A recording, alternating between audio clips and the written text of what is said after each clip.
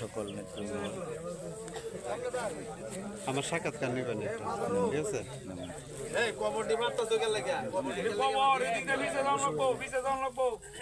খবর আছে তো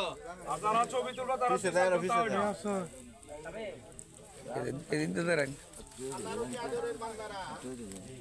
আমরা মুস্তাক ভাইয়ের ফেরাতের জন্য আমরা কবর জিয়ারত করতে আসছি।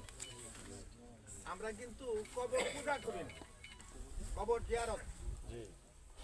এই মুস্তাক ভাই যাদের নিয়ে রাজনীতি করছেন ওনার পরিবারের এই বার্ষিক এই দোয়ার মাহফিলে যারা হাজির হয়, শুধু মুস্তাক ভাইয়ের জন্যই দোয়া হবে না, আমাদের আপনজন যারা দুনিয়া থেকে চলে গেছেন, আমাদের যাদের মা নাই, বাপ নাই, দাদা